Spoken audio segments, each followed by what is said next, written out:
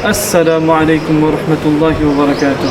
Alhamdulillaah wahdah wassalatu wassalamu ala man la nabiyya ba'dah. Now we're here just about to start our Tarbiyyah program, and I wanted to just outline what exactly we are going to do, just to explain to you guys how we run the Tarbiyyah program. So if you come over here, we'll show you, we have 5 stations, and in each station there's a different activity, and we do a competition. In each station there's a competition between 2 groups. So if you come over here, you'll see. So this is the first station where we have the general knowledge questions asked. So this is any Islamic question that the general Muslims should know, such as where was the Prophet ﷺ born, where did he spend more time, in Mecca or Medina, questions like this. So in each station, we have 5 stations. In each station we have a group of children or teenagers. We split the whole group according to the age.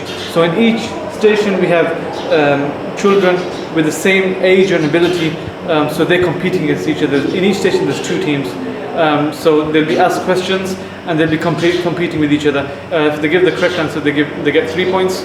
If they get the answer wrong, then the other team gets a chance to earn 1 point by giving the correct answer to their question.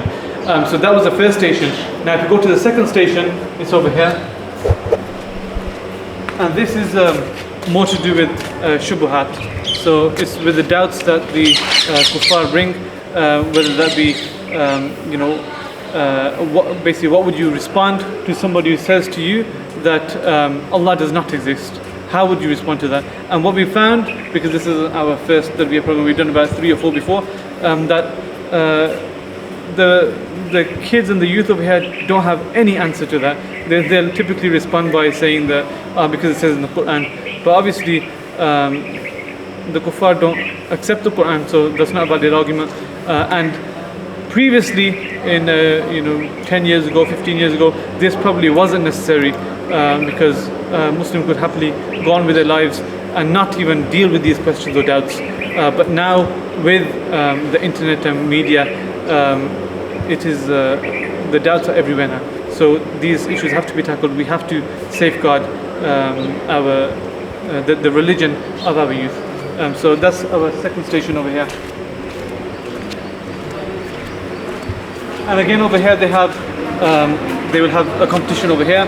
Whoever gives the most correct answers will get the points. Typically they don't initially have the correct answers in this station, but then what we see is that what we do is we give them the correct answers, and then at the end we test them again. So we say, okay, as you don't know the answers, we'll give you the answers.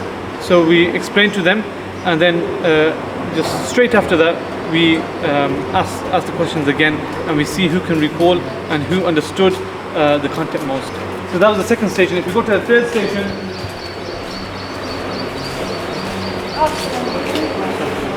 the third station will be over here, and over here we do scenarios. For example,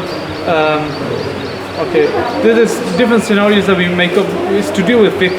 So for example, if the imam makes a mistake in salah, in his recitation, how should you correct it? Should you just ignore it? Should you say subhanallah, or should you correct it? That's just one example. If there's any family disputes, how should you deal with that? So just on the ground, practical questions, so people know how to live their lives on a day-to-day basis. Over here, the next station, actually before that, the next station is over here inside. And in this fourth section, we asked the children to view a cartoon or a lecture, and we asked them to derive lessons from what they've seen, and the team who can derive the most or the best quality lessons will ultimately win in that section. And the aim of this was to change things up a bit, because if you're doing the same thing in every station, the children will simply get bored. So over here they get to watch a cartoon, they get to watch a lecture, and then it's a different kind of test. And over here what we do is we have a practical corner basically. So what we deal with is practical mistakes that people make, such as wudoo, and we make it in a way in which the children will remember. For example, the first Tarbiyyah program we did, we had one on the wudoo. So when that person was teaching this corner, when he was teaching the children how you'd wash the face, he gave them 3 options. One was to wash the face without going to the edges.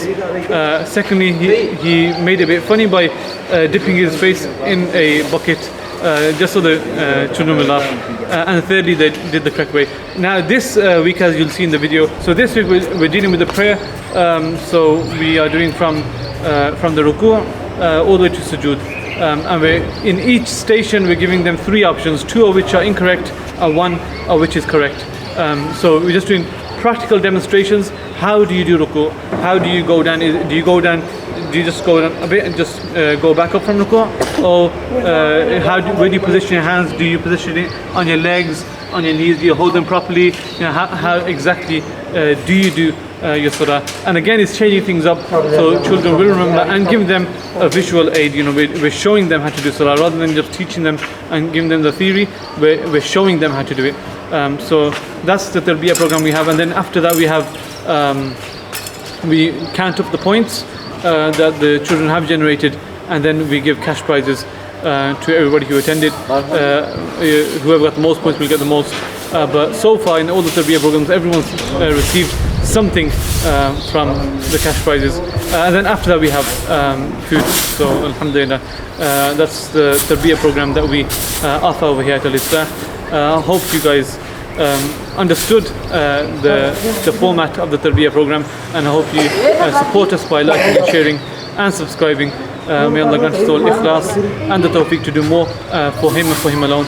Assalaamu alaikum wa rahmatullaahi wa barakaatuh.